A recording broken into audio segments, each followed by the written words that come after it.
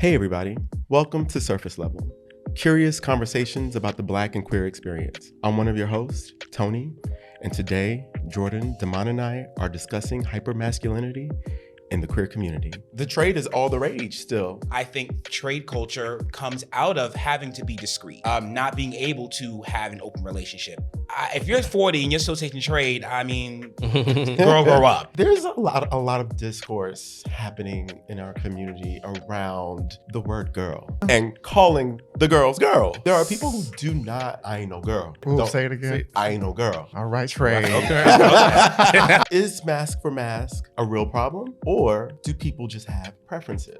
I think it's a preference to an extent, but I think it's the conversation that's toxic. It's like, what are we talking about? Have your man and go in peace, and that's it. This is, girl, who gonna be the boy? Who gonna be the boy? Everybody can't be fish now. Everybody can't be fish now. Who gonna be the boy? Miss Kaya. I mean, Miss Kaya, you know, she might be a little problematic, but baby, I get a good laugh out of it every now and then. There's something about just asking the question plainly. Everybody can't be fish now. So I'm thrilled today and very excited because we have a really fun guest that I would like to hear more from. We would like to hear more from. Mm-hmm. We always see them on the scene, but we don't ever really get to like have intimate conversation. So today we're going to do just that. So today's guest is someone who's been a driving force in New York City's Black and brown queer nightlife scene since 2008. We've watched as he's built a legendary foundation across iconic venues like Crash, The Lab, El Morocco, which we used to frequent a lot, and Esquilita, not just as a host or producer, but as a force who's always bridged community and culture. He took his passion further, creating Tens Magazine, now the heartbeat of the ballroom scene, and trusted resource for queer people of color. So today we're thrilled to welcome the iconic voice of nightlife in New York City, Sailey Williams, to our Surface Level family. Yeah. That's your okay word, mistake. Oh, you ain't that. I am very happy to be here. A fan, long time. We post. We listen. We're on the surface. We notice when the girls show love. You do show love. We notice. No, because it was one of those things that I was like, we've been having these conversations. And I'm like, I'm sure you have. You've done a lot. But I was like, I want to hear from Sailey. You know, we see Sailey out, we hear the voice, but let's sit down and bring him to the table, child. Let's have a conversation. Mm-hmm. So we want you to bring your life experience in New York City and just in general, like your personal life, to this conversation. So today we're gonna get into a conversation about hypermasculinity. But before we get into that conversation, let's start on the surface level with an icebreaker. This is gonna be a little bit of word association. It's gonna be words around nightlife and the gay queer scene. Mm-hmm. And so I want you to just say the first thing that comes to mind. Doesn't have to be one word, but just whatever comes to your mind when I say cover charge. Sailey. Pay it. How much? Damon. I'm terrible at words. Is that your answer? I have so many questions. Cover charge. For a great party, yes. For me, not paying it. Oh, okay. So bathroom line. Sailey. Find the alternate. Jordan. And unavoidable. Damon. I could be in the line until my song come on. Now I'm out the line. Then I got to come back to the line because then I still got to pee. It's very complicated. For me, not standing in it. Bottle service. Sailey. Find a host. Jordan. Pre-game instead. It's unnecessary. Complimentary. Fights at the club. Sailey. Take the phones out. Jordan. Oh my God, why? Damon. Jordan at New Year's Eve. For me, washed up. The trade. Sailey. Unavoidable. Jordan. Novelty. Damon. It's no longer ruining my life. I'll say, find you a blouse. Coat check. Sailey. Leave your coat in the car. Jordan. How much? To mine. Who's at the coat check? Like, I have very nice garments. Mhm. Like, does it seem like, because my Rick Owens coat can't go missing. It can't go missing. That's why I'm gonna say fiasco. A themed night. Sailey. Investment. Jordan. Uninterested. To mine. Fun. Don't care. Bathroom hookups. Sailey. Take the phones out. Jordan. Not here. To mine. Never mind. I don't know. I don't fuck where people pee and shit. I'll say good times. Circuit parties. Sailey. Breathe. Jordan. Two-step. To mine. You know, everybody. Yes. Yes, I do know. Put the phones away. Good one. Big fun. After hours. Sailey. I'm going home. Jordan. I'm scared. Absolutely not.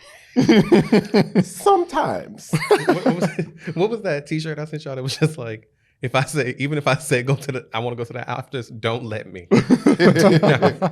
And last one, guest list. Sailey. Send your names in on time or you'll be left out front on the line and in the bathroom line with no bottle service. Jordan. Ideal. Demond. Always. Me, I'm on it. I'm on the guest list. Okay, that was fun. I like that. When we run that back, that's going to be cute.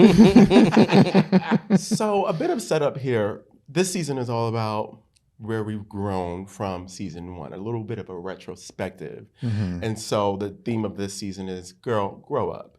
And so in season one, we talked about the obsession with masculinity in the queer community, chasing the trade, butching it up sometimes, around straight folks specifically, and learning to embrace our femininity. So today, let's examine where we stand on toxic masculinity. And as we're talking about masculinity, there is this idea of masc for masc in our community. And I want to know, is masc for masc a real problem? Or do people just have preferences? Who would like to start? I can start. Go ahead. I mean, I think that when you think about the concept of mass for mass, I think it's rooted in sort of like dialogues happening on the internet. And I think inherently people associate mass for mask with people who assert their attraction to masculinity while demeaning and devaluing and disrespecting femininity. I think that's a serious problem. Like, full stop. Like, I don't think that that's something that is productive for our community. But I think that what that discourse has made happen is I think that some people feel like they can't be honest about their attraction to masculinity because they don't want to be bucketed in that group of people who are hateful. And so I think that, you know, there's nothing wrong with being attracted to masculinity. The whole idea of sexuality is a spectrum. So like that includes everything. So if you're attracted to masculinity, femininity, trans masculinity, trans femininity, I think that you should be allowed to explore that. I think it's when you know, in your pursuit or your traction or desirability of masculinity, you choose to, you know, spew out hate against people who aren't masculine. I think that that's where it gets really tricky and like disrespectful and wrong. Yeah, I think in our culture, when I think about mask for mask, I'm thinking specifically like app culture. Yeah. And seeing it there a lot. It happens in the community when we're out at the clubs and stuff, and people want to they do that in those spaces as well. Like go for masked men, want only to speak to other masked men, stuff like that. I agree with you on the when it becomes discriminatory, your preferences become discriminatory. That's when it's a problem. That's when it's a bridge too far, because why is someone else who's feminine or otherwise a problem for you? If you are getting what you want in your preference, why do you have to run this, like, be on this hate train for folks who are different? So I think it becomes that's when it becomes the issue for me when you're like discriminating. Mm-hmm. Yeah. I think it's a very real conversation, but it's a conversation that is predominantly online. I don't think we're not at like brunch talking about, yeah, I'm masculine. Like that's not a real thing. I just think that's a lot of like Twitter discourse, and like you mentioned, it's app discourse. Like people have in the dark. You know what I'm saying? Like, I don't want to jump right to the things, but like glory hole, you're gonna do what you're gonna do without seeing it anonymous. Then no one's putting like, okay, I'm having anonymous hookup. Okay, let's check your masculinity scale. Like, that's not happening. But I think there's this thing where people thrive on attention and feeling like they have like this original thought of like, oh, I only attract masculine men, or I'm like the trade catcher and I'm able to dominate and like, look at me, I'm able to get this type of man because I'm this type of man. It's like it's a showing off of masculinity. It's a pissing contest. Yeah. Now, if you're attracted to certain traits that lend itself to masculinity, okay, I'm into sports, I'm into boxing, I want to see Mike Tyson beat up Jake. I mean, okay, that's that. But the sissies watch boxing too. Ooh, you know. Yeah. So I think it's a preference to an extent, but I think it's the conversation that's toxic. It's like, what are we talking about? Have your man and go in peace, and that's it. Absolutely. Yeah, I think I think you have said much of what I think, but the thing I'm gonna hone in on is the word preference. I find that preference is this like lazy cop out people use to not think further and think more deeply. Whether it be attraction or friendship or how they engage relationships. I prefer this, and you can't tell me what I can and cannot prefer. Okay. Lovely. Thank you for your statement. But like, let's think about the structure of a society that has built those quote preferences. Let's think about the things we've seen in media that has told us that one thing is good and the other thing is bad. Let's further challenge ourselves on, I think you mentioned this like spectrum. Yeah, maybe I may like one thing mostly, but maybe don't ever limit yourself from a surprise. A beautiful surprise. And I think that's really important. And a point that Sailey was making, get off the fucking internet. Like there are it's people, hard. There it's are, hard girl, for the girls. Get off the internet. There are people that I have engaged with that I probably would have never engaged with if I were sitting on my app, putting my filters in, doing my Uber Eats of a man to the house or whatever. But I'm just like, this energy is good. Like something about the way you talk, smell, whatever it may be, like there's some form of a attraction or interest there that is not so easily defined by filters on an application. That's true. You need those pheromones. Right. Get outside, touch grass. Yeah. This That's is grass. Because I think about, you see mask for mask, but I don't see like, do we see femme for femme? Or is mask for mask inherently femphobic? We see it, but I think it's become like a meme of the counter conversation. Yeah. Like there's that meme that came up was like that, we did that, sis. When it's the two like boys in bed, you're like, yes. like it's like, oh, that's the answer to the mask for mask conversation, right. But it's not a lot of like, it's not like, oh, I'm femme for femme. Like it's not. It's very not much that. like the joke is bumping purses. Yes. But the desire is this like masculine thing. And like that, I think that's a really good point. Like the opposite thing is not thought about as desirable. So therefore, even if that's a person's thing, they may not be talking about it as openly. So now that we talked a little bit about mask for mask and that sort of spectrum there, I want to pivot a little bit because we talked about the trade. And we had, reminds me of that episode, The Trade is Ruining My Life.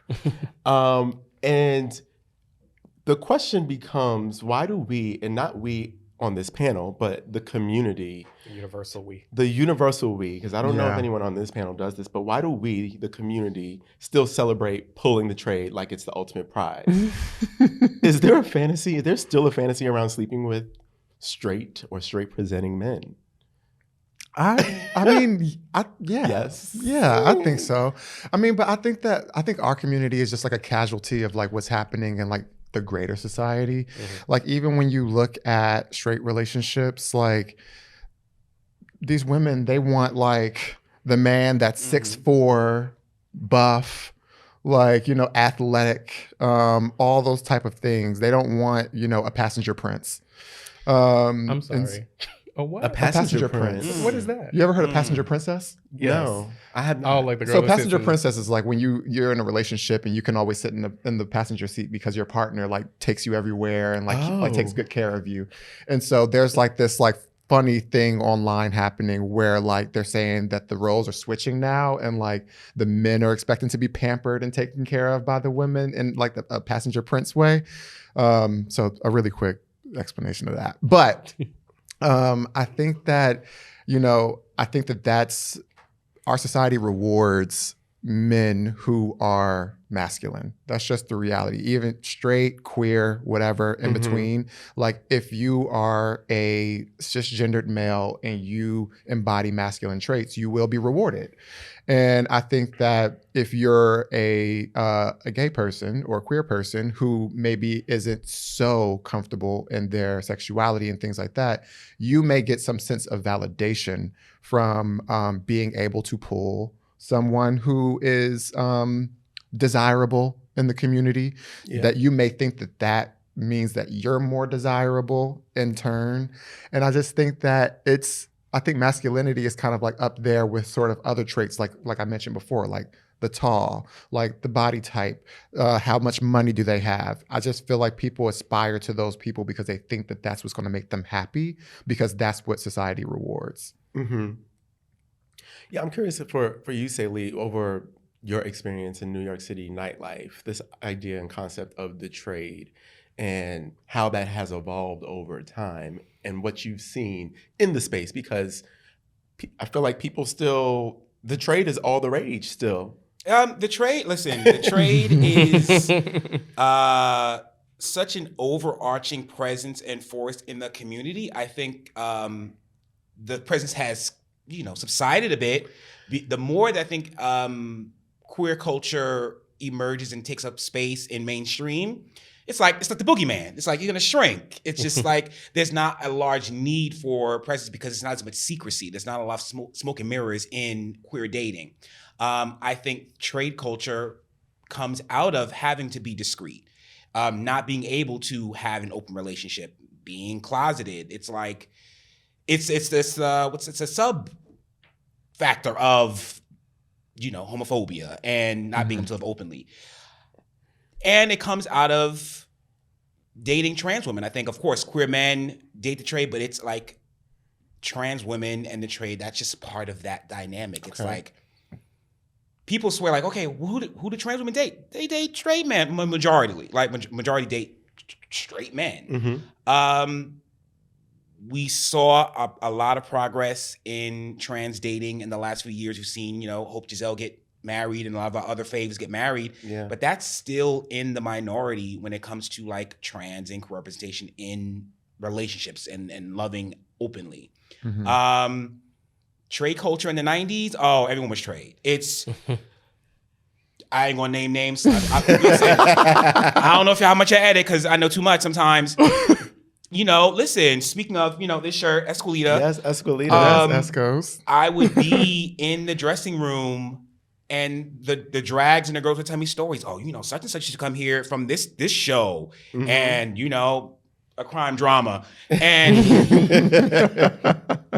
he would pop by on Saturday nights and come tip the girls and slip through. Like, it's that cover of darkness. But it's like, listen, at the end of the day, the girls are not being abstained. Like, they're dating and they're having fun. So is the guys who are discreet. It's just that dynamic.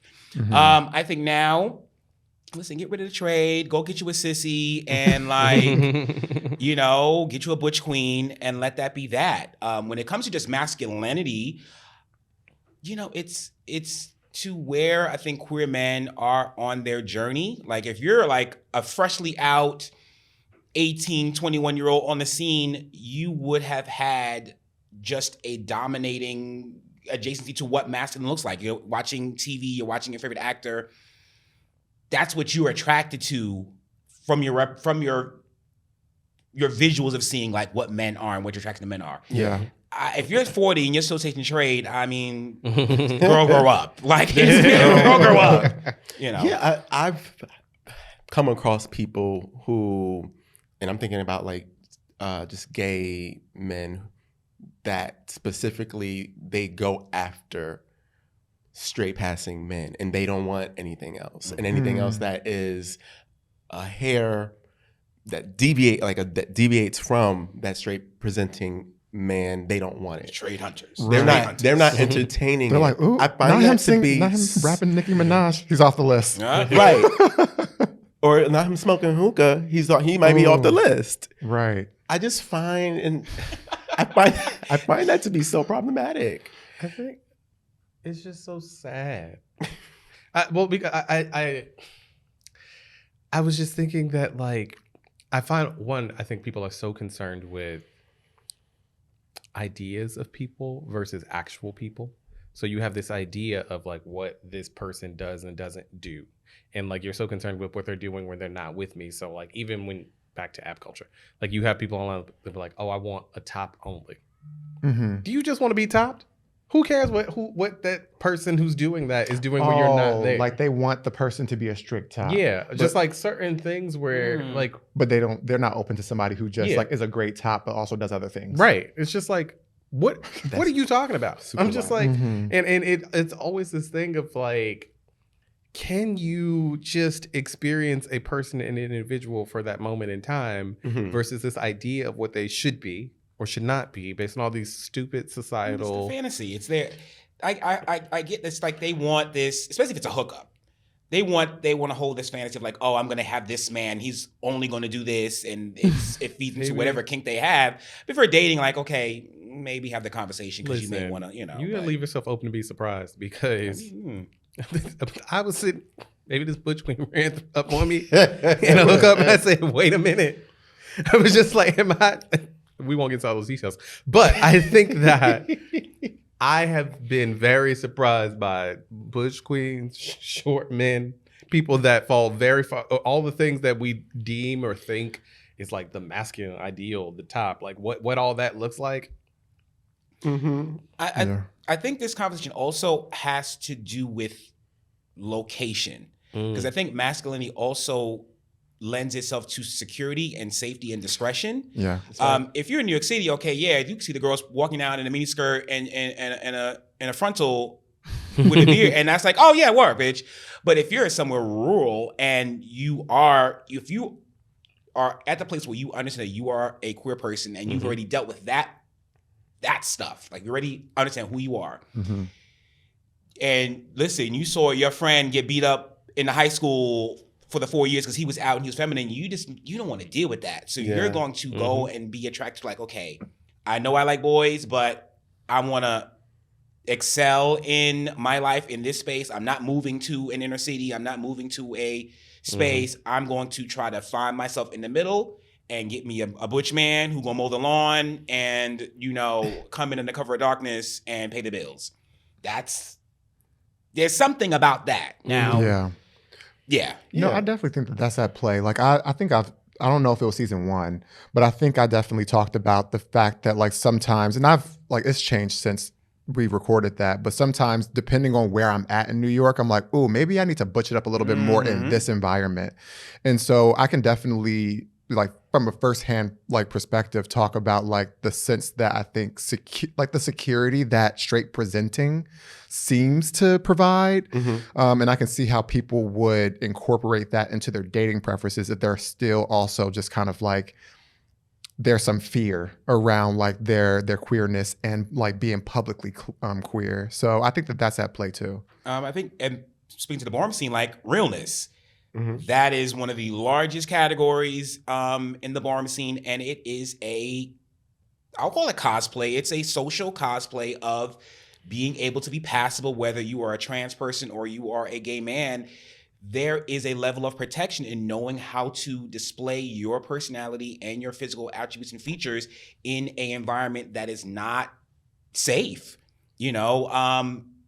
Gay people, I mean, I guess the public perception of gay people live in this like bubble or like they're affluent. Like the gays live in the hood too, and they're just not, they don't want, who wants to get beat up every day? Who wants to get trolled every day? Like, they're going to figure out how to adjust to their environment.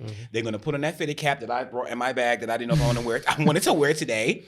And they're going to, you know, hold their posture, have a certain level of language. They're going to hold their slang, and they're going to survive. Yeah. And then they're going to cut up at the bowl and be the fish and be the, and save it for that. But there are perks to realness and presentation. Yeah. Yeah.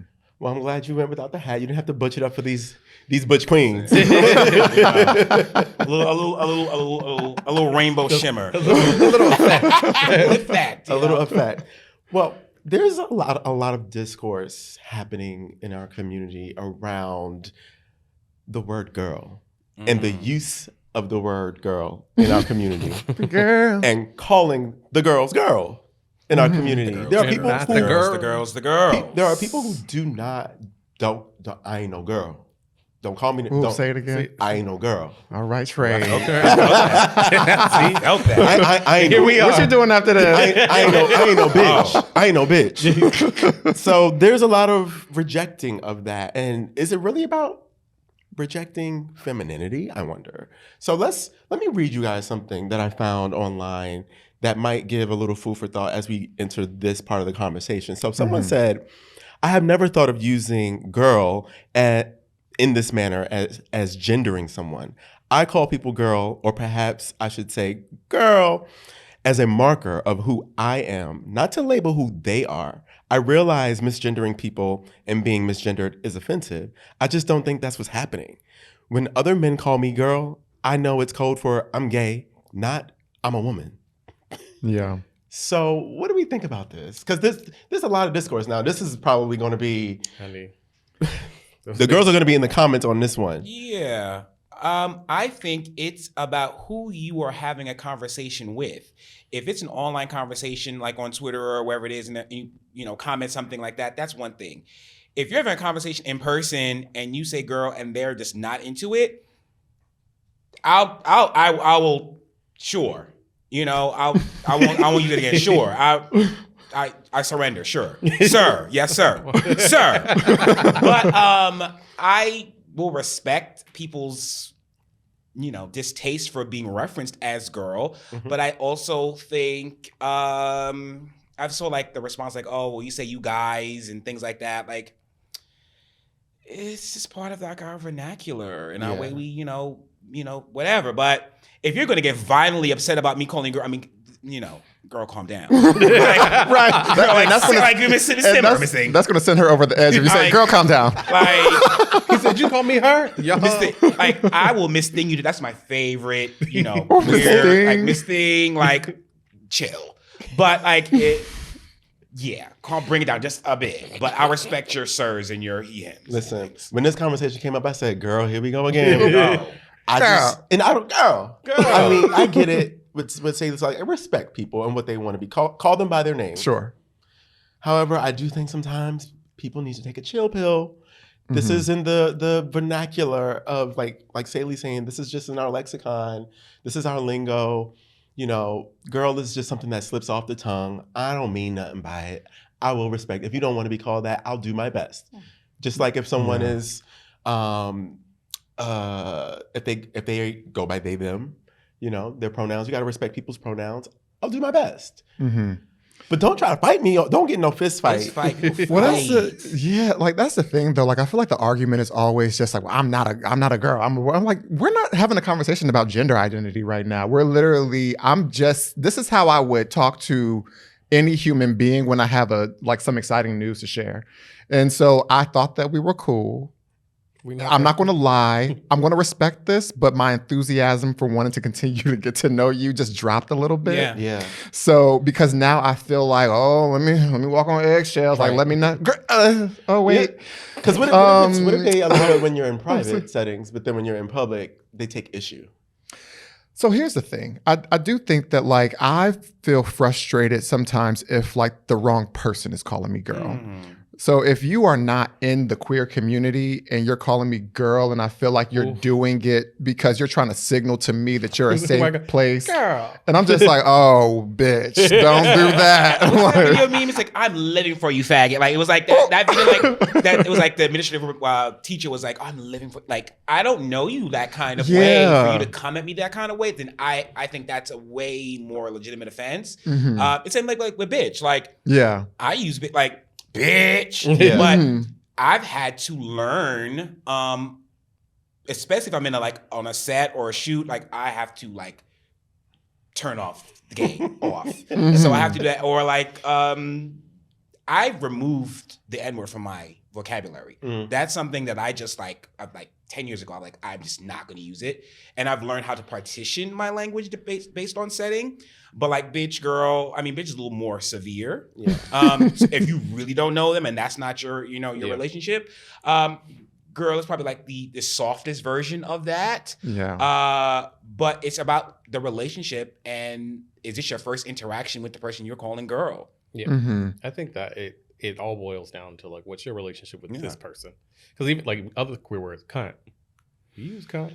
If you bring up around a white woman, it's tea. It was the only time that one of my friends slapped me in my face for saying cunt. And Tony, you were there. Wait. What? Someone slapped you. I said cunt in an argument. And you're acting like such a cunt, like that. Yeah. Oh, see, I've never used cunt. I don't mean cunt as in. But I thought that was like, in the gay community, it's like I felt like that's not so egregious, but I said it to a straight woman, and I guess it hit different. But I didn't know the culture over there. So you fucked around, and I was just like, "Did I find something?" Oh, she slapped me, yeah, that's and I was just like, "Why? Your best friend?" Okay, got it. We were all drunk. It was years ago. Yes. 10 years ago at least. But like I remember that, and I was like, "Oh, this word hits different outside of the community." Listen, you go to a ball, you can hear that word every 5 minutes. But like I've had that moment where, like I said, I've had to partition my language. I learned I didn't get physical slap, but like I've seen the way people react to that word outside of ball culture, and it's like you set off a bomb in that room, and it's like, how dare you? What? It's a really triggering word, but for the ballroom scene, that's like it's high praise. I'm gonna say she look kind, all that. Oh, she's kind of like, but listen, a designer friend of the show that we all know is also present around the ballroom scene, did a talk at my job once. Oh my God. And at the end was like, and remember, stay kind. My coworkers were like, what is going read the room now. How you just watching it? You're like, oh my God. Try not to react. He gave corporate cunt. Ooh. That is hilarious. Oh my goodness. I'm just so many things are just going, like I'm thinking about being in certain settings and the wrong things slipping because you do have to read the room. think like everything, I think it's all boiling down to it's situational and depending on your relationship. Yeah. And that's where we're gonna leave it.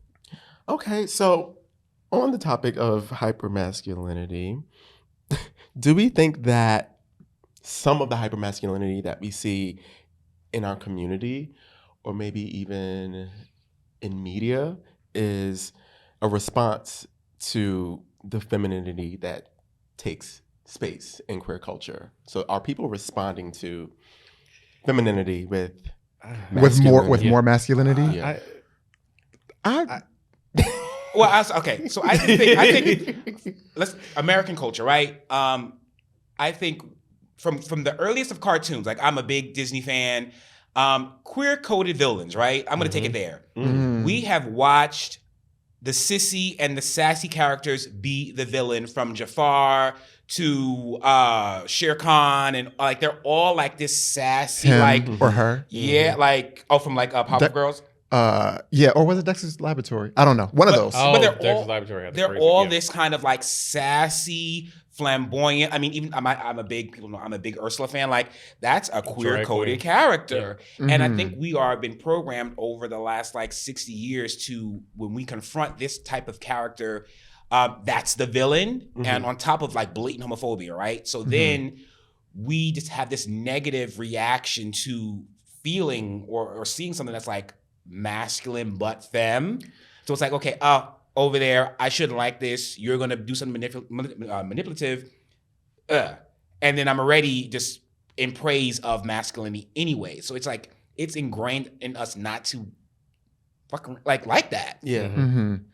I mean, I'm even hearing like a trend of these parents. I know it's like a joke, but some of them are serious when they're just like, I don't care if my son is gay as long as he's not a bottom. Mm. You know what I mean? Tense has done that. It's like Whoa. when it was like, does your parent know your position? And the responses was like, oh, as long as you don't be, doing the, getting bent over, who's doing the bending conversation, like, Yeah. that's a real thing. Yeah, they're like, you can be gay, but you can't be a sissy. Like I've heard that narrative in so many different ways over the years, and I feel like, what is our community supposed to do when, like, there's forces in your family that are supposed to be the adults, making that clear. You're going out into the dating world, and you're feeling like you're excluded from the dating pool because you're not masculine enough.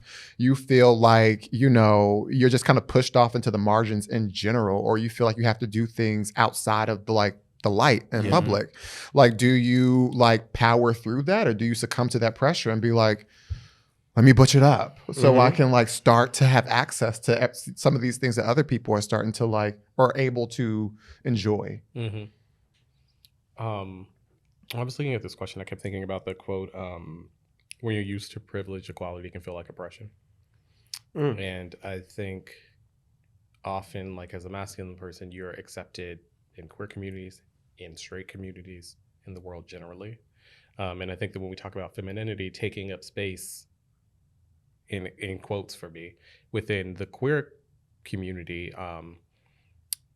it makes you feel like, oh, am I missing out on something? Like, am I not getting my full portion in life because now this sector of the community is praising the femme queens, or this section, or like all the gay boys are getting roles on TV or something.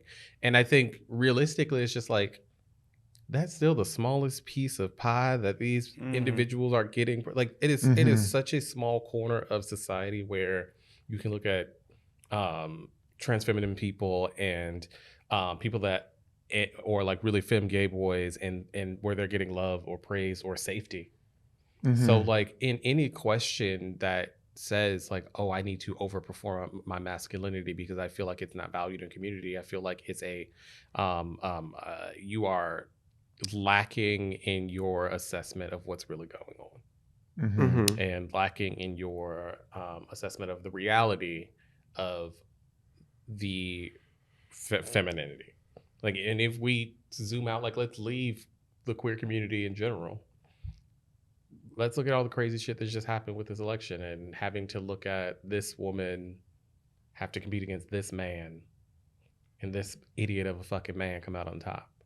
And sure, let's talk about the economy, but parts of it are femininity and people's aversion to seeing femininity lead or be exalted or be something that is in charge or something that is given its moment in the spotlight.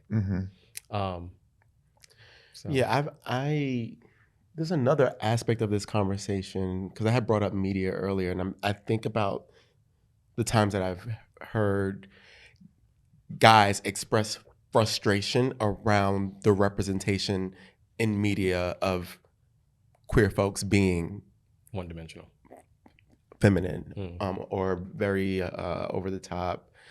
What's the word I'm looking for? When the girls are over the top, flamboyant. Like mental film. Yeah, like they call it mental film. Like that's the thought. Yeah. And so people get frustrated, and I think there is some level of a response to that, because it's like, that's not all of us. Like when people think, they get upset that people think that is a representation of them as a gay person or a queer person. I think the bigger problem is that a lot of those characters are one-dimensional, are sometimes straight men playing their idea of what they think a gay man should be. So like, the frustration, I think, is often misguided. The frustration should be, even for a flamboyant person, they're being portrayed as one-dimensional, and that is much less complex than the flamboyant or hyper-feminine people that I know in the queer community. And then the further step is, once we fully realize those people, there's a whole myriad of things you all aren't even getting on film. Exactly. But like we're demonizing the wrong thing. Like we get into this thing where like we're all fighting for last place. So, that queen got 15 minutes in the back of a movie playing with a dress. So therefore, that's what I need to fight for. Actually, no, you need to fight for the fact that they should get better roles than that. And you can be a part of that universe as well. Yeah. So I want to take it back to the beginning of the conversation where I failed to ask Sailey a question that we ask all of our guests. And that is, what are you curious about? I right now am curious about where do we see our culture, meaning specifically Black and brown queer culture and in nightlife, happening over the next 4 years. I feel like we got through the last Trump presidency. It was already irregular because of all of the other variables that was happening during that time. Me and one of my kids were talking literally last night about like, what does nightlife look like? What does the ballroom scene look like when it comes to grand prizes? Because, when it comes to funding, it's like that man said he gonna cut all that health funding, all that prep funding. That trickle-down effect is not going to be around or as prevalent. What does that look like? Are we going back to 90s level of Black queer culture? Are we going to Bush era feeling like it's thriving, but it's over there? I do not think we are going to be seeing pride editions of a lot of events like we've seen over the last 4 years. It's interesting because I just had a conversation. Yeah, exactly. Right, exactly. I just had a conversation with someone about friends coming in town and being like, what do the girls do on Thursday nights?